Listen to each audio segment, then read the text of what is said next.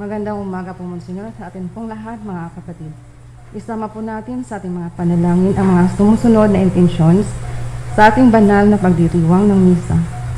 Thanksgiving and special intentions of Cancer Warriors Foundation, Sylvia Maralit, Gina Reforma, Gutierrez and Parilla family, Holy Angela Arcibal and family, Julius and Pedro and family, Frank and Dindia Lim, Manguera family, Danny and Lina Manguera and family, mga Lima and Yakis family, Villarmino family, Rodel and Mali Medinilla and family, Gilbert and Peng Manelang and daughter Gina, Roel and Gay Manelang Ribatonera and family, Engineer and Mrs. Avin and Niningtan and family, Bautista and Vicinal family, Joseph and Gladys Katigbak on their wedding anniversary.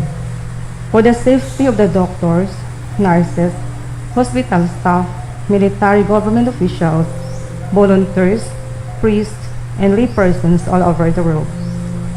Birthday blessings for Seth Percy, Arian Valle, Charo Oniti, Arian Hirel, Yerel Banta, Aurora Balmes, Roylan Sadicon, Eunice Orlanda, Christine Amaris, Krisha Ayenlinga, Francis Vergara, Ellen Kendosa, and Sansan Nuestro. For healing of Anocorita C, Dr. Tess Gonzalez, Jonah and Ayan Otero, Adelaida Cagas, Rosalie Bautista, Vernaline Winchell, Jan Ezekiel and Ivy Vicinal, Jose Raul and Marie Jean, Villa Di Mayoga Baron, Charmin Mina Toledo, Warren Maralit and family, Mike Lim Pastibang and family, Dennis Sagid, King Bonye, Sara Guilloche, Francis Garcia, Juliana Valencia, Rafael Toledo, Alma Lacyan, Mauro Sol, Joel Polia, Grace Solis, Sabina Flores, and Mau Sadiwa. For the eternal repose of the souls of Lorita and Luciano Gutierrez, Brother Dindo Maralit at RFSC, Pedro Malabanan Jr., Rina Lines, Amado Quizana, Free White Quizana, D. Rhinots Nachula, Jose San Juan, Attorney Gail Magturo, Jose Katigbak, Horacio Katigbak, and Sally Tan.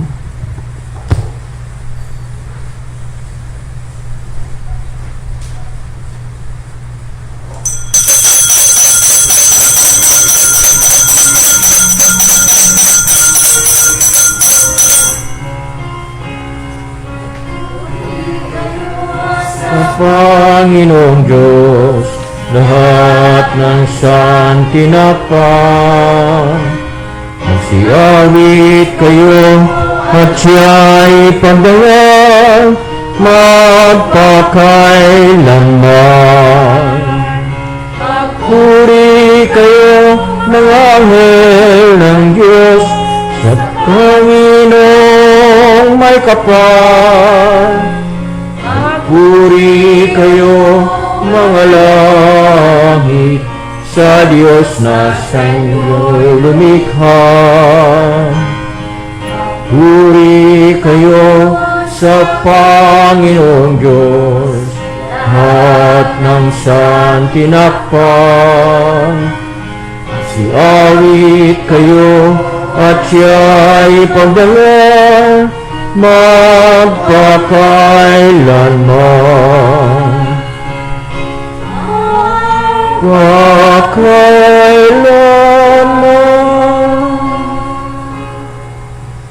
Sa ngalan ng Ama at ng Anak at ng Espiritu Santo, Amen. Ang pagpapala ng ating Panginoong Jesucristo, ang pag-ibig ng Diyos Ama, at ang pagkipagkaisa ng Espiritu Santo naway sumainyong lahat. Mga kapatid, aminin natin ang ating mga kasalanan upang tayo maging marapat gumanap sa banal na pagdiriwang. Inaamin ko sa makapangyarihang Diyos at sa inyo mga kapatid na lubha ako nagkasala sa isip, sa salita at sa gawa at sa aking pagkukulang, kaya isinasamo ko sa mahal na Birhen Maria, sa lahat ng mga anghel at mga banal, at sa inyo mga kapatid na ako'y panalangin sa Panginoong ating Diyos.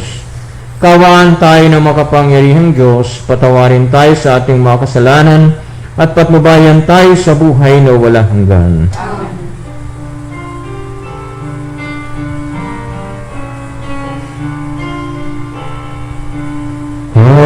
Panginoon, maawa ka. Panginoon, maawa ka. Kristo, maawa ka.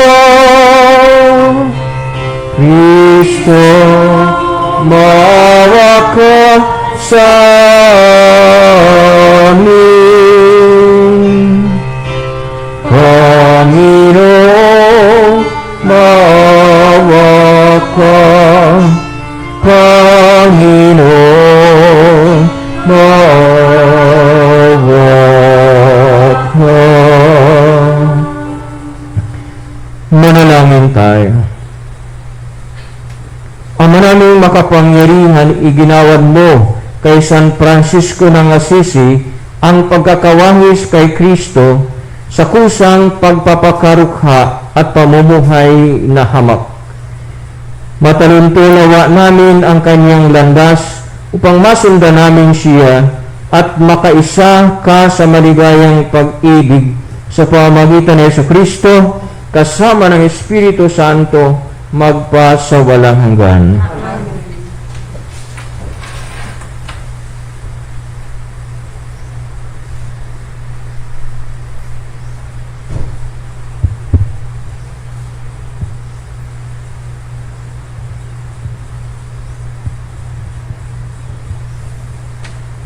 Ang simula ng aklat ni Propeta Jonas. Sa lipi ni Zabulon ay may isang lalaking Jonas ang pangalan. Siya ay anak ni Amitay. Isang araw, sinabi sa kanya ng Panginoon, "Pumunta ka sa Ninive, ang malaking lungsod, at pangaralan mo ang mga taga roon, sapagkat suko na sa langit ang kanilang kasamaan." Sa halip na sumunod, ipinasiya ni Jonas na magtago sa Tarsis sapagkat inaakala niyang malayo na iyon sa Panginoon. Kaya nagtungo siya sa Joppe at humanap ng barkong papunta sa Tarsis. Nang maibigay niya ang kaukulang upa, sumakay siya sa bapor kasama ng mga tripulante.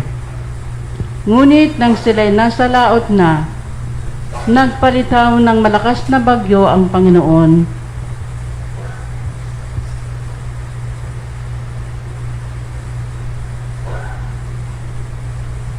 Ano pa't halos mawasak ang barko. Dahil dito, sinidlan ng matinding takot ang mga tripulante, kaya't bawat isa'y nanalangin sa kanyang Diyos. Pagkatapos, inihulog nila sa dagat ang mga kargamento para gumaan ang sasakyan. Samantala, si Jonas ay mahimbing na natutulog sa isang sulok sa ibabang palapag ng barko. Nakita siya ng kapitan at ginising. "Hoy, tulog ka ng tulog diyan. Bumangon ka at manalangin sa Diyos mo. Baka sakaling kaawaan tayo at iligtas sa kamatayan." Nag-usap-usap ang mga tripulante. Magsapalaran tayo para malaman natin kung sino ang dahilan ng lahat ng ito. Gayon nga ang ginawa nila at nabunot ang pangalan ni Jonas. Kaya siya'y kinausap nila. "Nagsapalaran kami para malaman kung sino ang may kasalanan at ikaw ang nabunot. Ano ba ang ginagawa mo rito?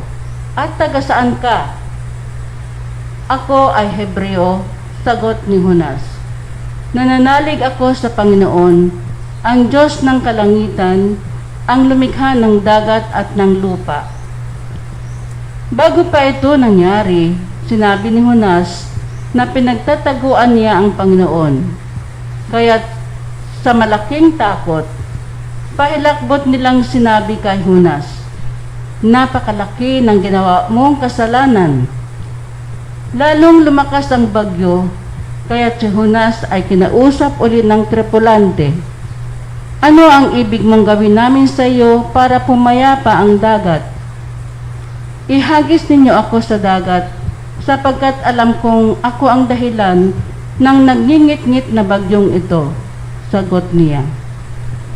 Pinipilit sana ng mga tripulante na itabi ang bapor, ngunit wala silang magawa sapagkat lalong lumalakas ang bagyo. At nanalangin sila ng ganito, Panginoon, naway huwag ninyo kaming parusahan o ibilang sa mga mamamatay tao at gagawin namin sa taong ito, yamang kayo na rin ang nagpahiwatig ng dapat naming gawin. Pagkasabi nito, minuhat nila si Jonas at inihagis sa dagat, at bigla itong pumayapa. Dahil dito, sinidlan sila ng matinding takot sa Panginoon, kaya't naghandog sila at namanata sa Kanya. Ang Panginoon naman ay nagtalaga roon ng isang dambuhalang isda. Nilulon nito si Jonas. Siya'y nanatiling 3 araw at 3 gabi sa tiyan ng isda. Nang si Jonas ay nasa tiyan ng isda, nanalangin siya. Kinausap ng Panginoon ang isda, at si Jonas ay iniluwa nito sa dalampasigan. Ang salita ng Diyos. Sa tiyak na kamatayan, ako'y ipinagsanggalang. Nang si Jonas ay nasa tiyan ng isda, nananalangin siya. Sa tiyak na kamatayan. Poon, nang ako'y nasa kagipitan, nanalangin ako sa iyo at sinagot mo ako.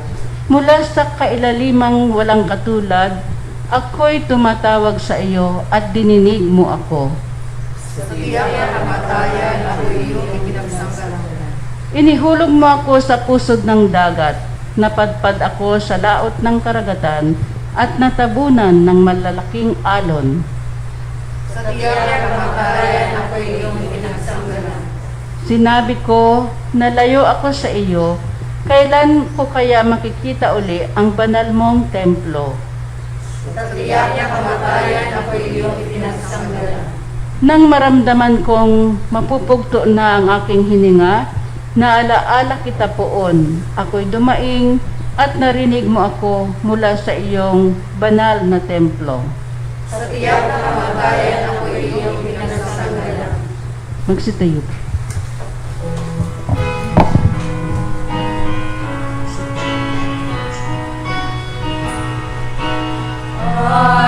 Alleluia, alleluia, piliin mo, buo ng iiniyak ko Sa iyong mga salita, Hallelujah, Hallelujah, Hallelujah.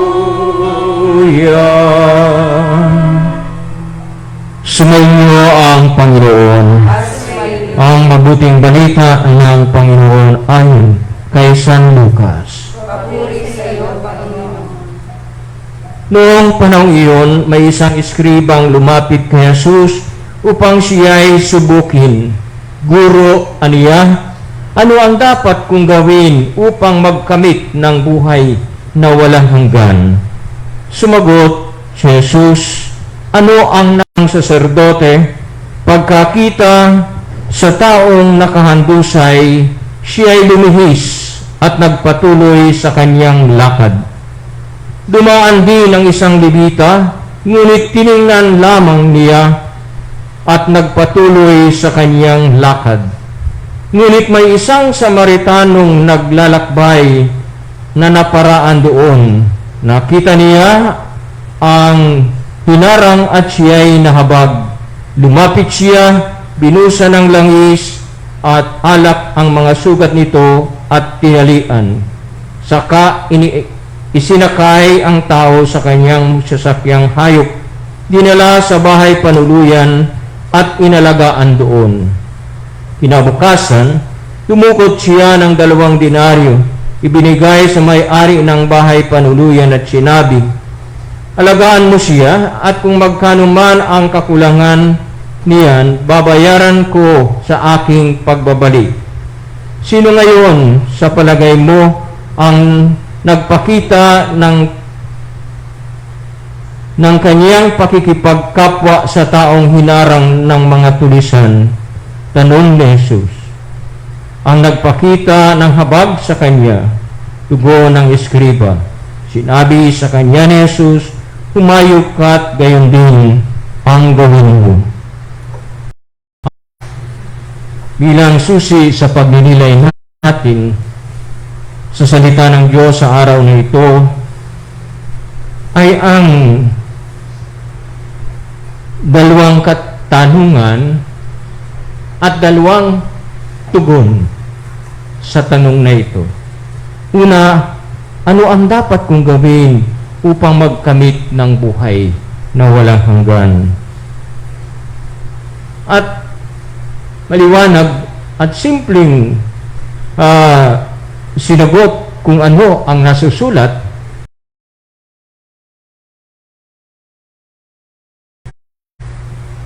na walang iba kundi ang ibigin mo ang Panginoong Diyos ng buong puso, ng buong kaluluwa, ng buong lakas, ng buong pag-iisip, at ibigin mo ang iyong kapwa gaya ng iyong sarili. At ang unang sagot, gawin mo iyan at mabubuhay ka. Gawin mo yan at mabubuhay ka. At sa sunod na bahagi ng ating ebanghelyo, sa hangad ng eskriba na huwag siyang lumabas na kahiya-hiya, ay muli siyang nagtanong, sino naman ang aking kapwa? At sinalaysay ng ating mahal na Panginoon kung paano niya ang isang istorya, kung paano niya ipaliliwanag kung sino ang kanyang kapwa,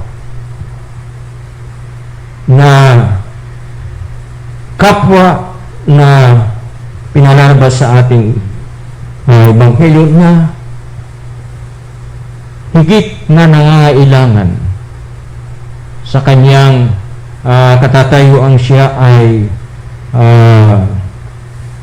nakahandusay, nangangailangan ng tulong, binugbog at halos patay na, sabi sa ating ebanghelyo. At ang tugon naman matapos ang istorya, ang salaysay, ay humayo ka, gayon din ang gawin mo. Humayo ka at gayon din ang gawin mo. Ano yung gagawin? Kikita natin din sa ikalawang bahagi ng ebanghelyo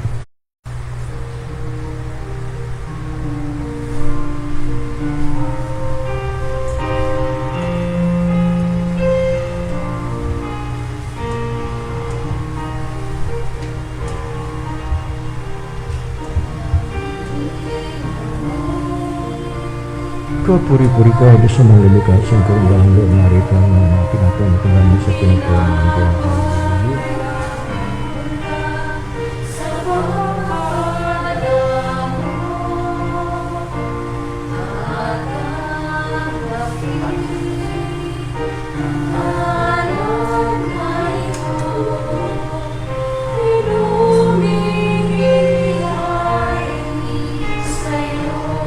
Kapuri-puri ka Diyos sa mga lilikha sa kaundahan narito na pinagpuan ng Diyos.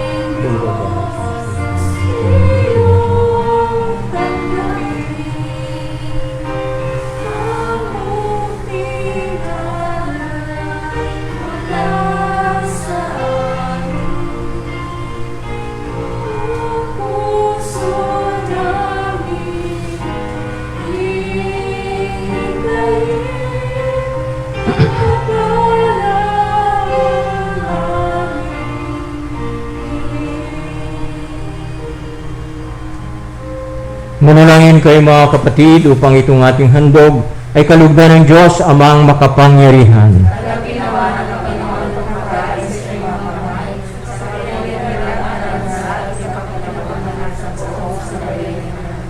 Ama naming lumikha, kami naghahay ngayon na mga alay ay nakikiusap na kami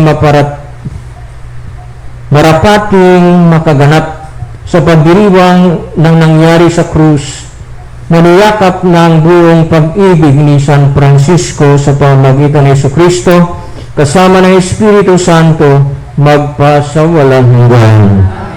Sumainyo ang Panginoon. Itaas sa Diyos ang inyong puso at diwa. Pasalamatan natin ang Panginoong ating Diyos. Ama namin makapangyarihan, tunay nga marapat na ikaw ay aming pasalamatan. Ngayon kinagagalak namin may mga banal na tao na nagtatalaga ng sarili sa anak mong si Jesucristo upang ipamalas nila ang paghahari mo at maakit ang kapwa na manalig sa iyo. Ngayon sa amin binibigay ang iyong anak na minamahal, ang kabanalang iyong taglay at hangad mong kamtin ng tanan. Ito ang pinanggagalingang aming ngayon nililingon, dito rin nais na kami makarating at humantong. Kaya kaysa ng mga anghel na nagsisiawit ng papuri sa iyo, na walang humpay sa kalangitan, kami nagbubunyi sa iyong kadakilaan.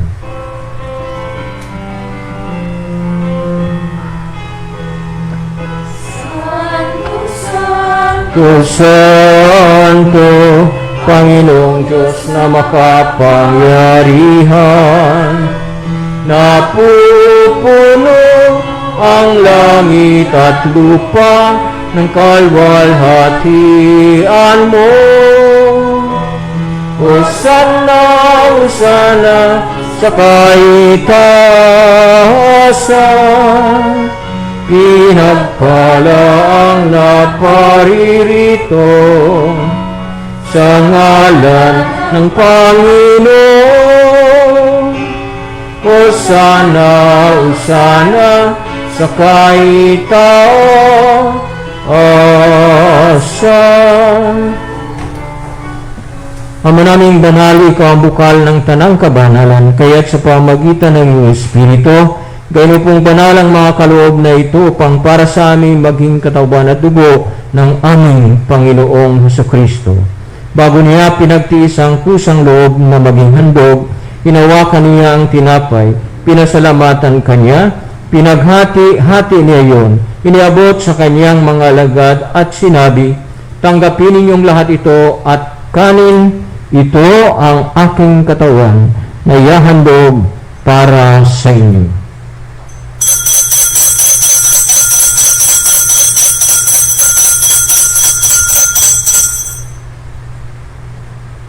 Gayun din naman ang matapos ang hapunan, hawakan niya ang kalis mula ng pinasalamatan, iniabot niya ang kalis sa kanyang mga alagad at sinabi, tanggapin ninyong lahat ito at unahin. Ito ang kalis ng aking dugo, ng bago at walang hanggang tipan. Ang aking dugo na ibubuhos para sa inyo at para sa lahat sa ikapagpapatawad ng mga kasalanan. Gawin niyo ito sa pag-alaala sa akin.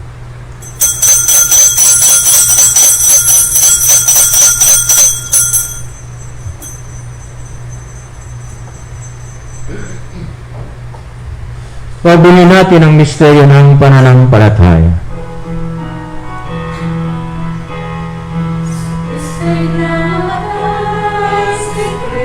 Kristo'y nabuhay, si Kristo'y babalik sa wakas ng panahon. Ama, ginagawa namin ngayon ang pag-alaala sa pagkamatay at muling pagkabuhay ng iyong anak. Kaya't inialay namin sa iyo ang tinapay na nagbibigay buhay, ang kalis nagkakaloob ng kaligtasan.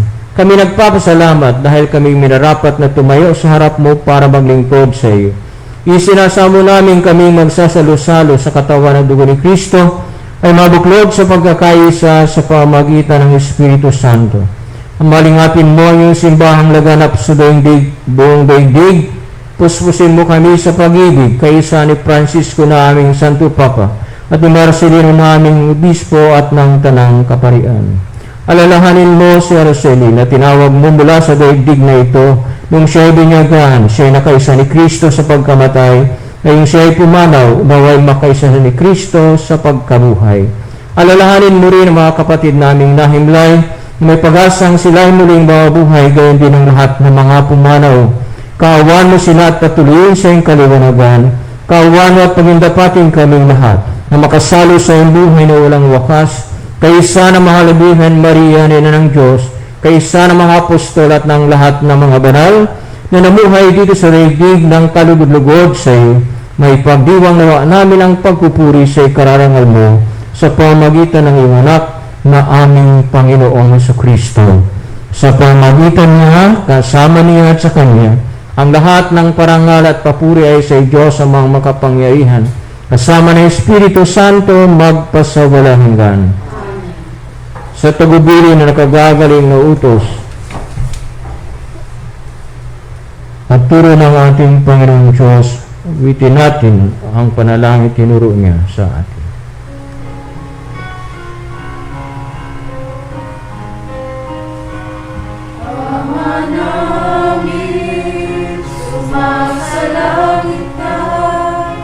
Sambahin ang ngalan mo,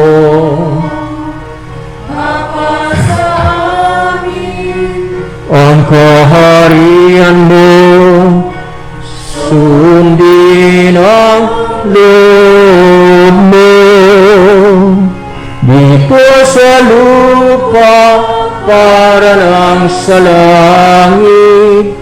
Bigyan mo po kami ngayon ng aming kakanin sa araw-araw at patawarin mo kami sa aming mga sala para ng pagpapatawad namin sa nagkakasala sa amin. At huwag mo kami ipahintulot sa tukso,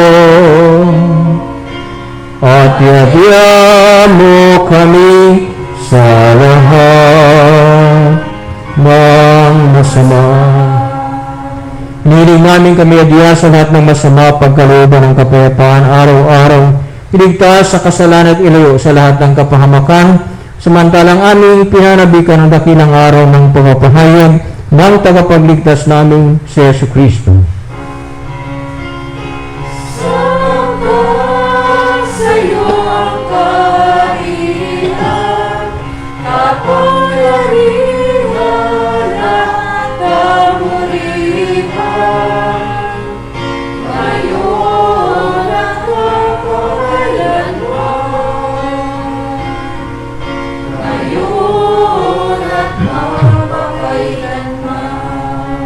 Panginoon Jesucristo, sinabi mo sa iyong mga apostol, kapayapaan ang iniiwan ko sa inyo.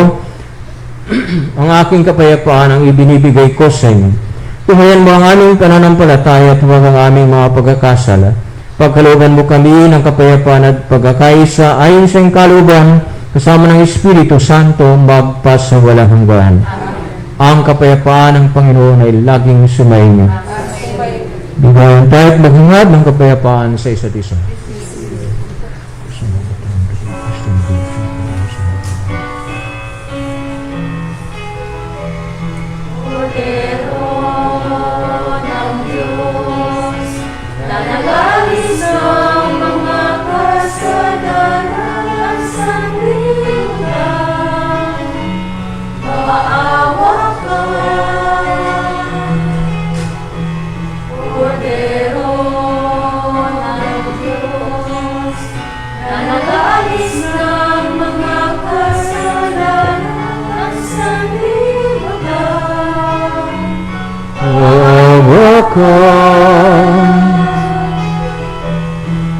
Pero ang Diyos na nag-alis ng mga kasalanan, pagkaloob mo sa amin ang kapayapaan.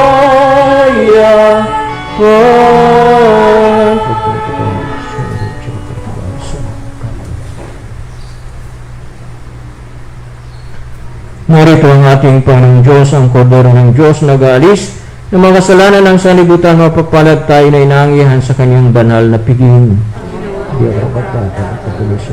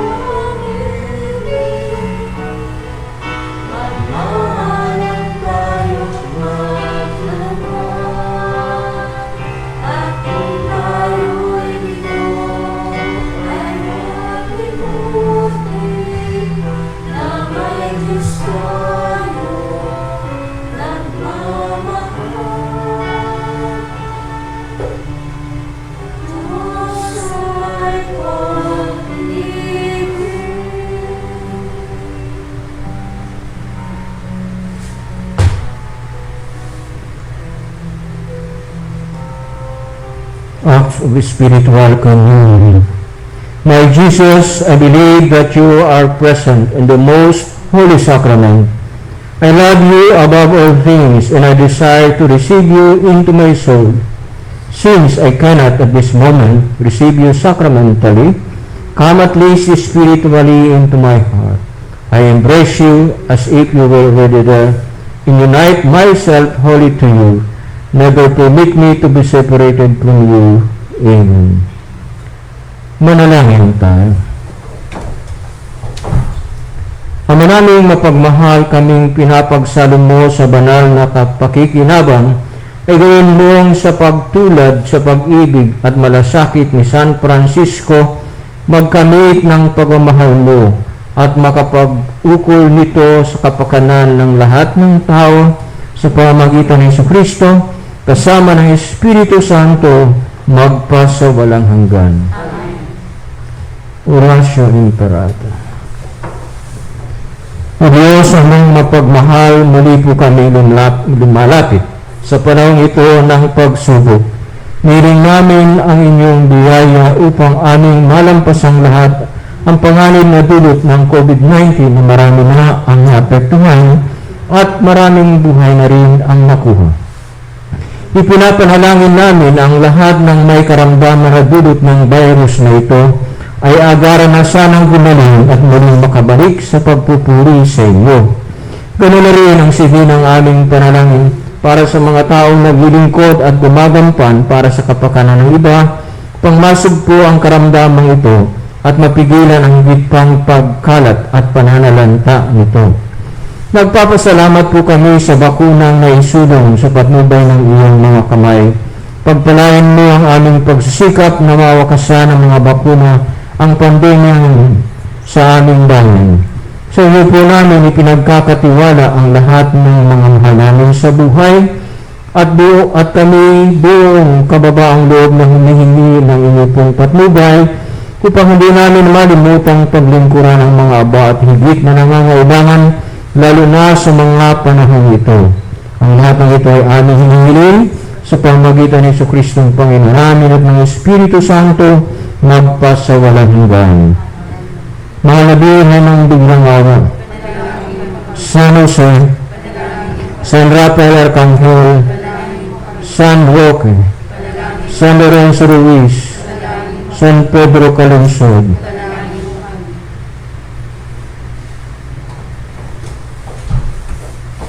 sumainyo ang Panginoon. Pagpalain yung lahat ng makapangyarihang Diyos Ama, Anak at Espiritu Santo. Amen. Tapos na ang ating pagdiriwang, maayos kayo mapayapa, mahalin at paglingkuran ng Diyos sa ating kapwa.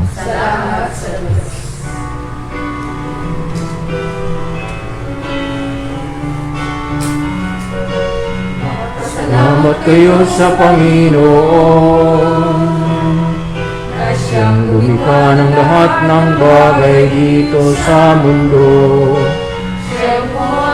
Buwan at mga bituin upang mamigay ng liwanag sa pagsapit ng dilim.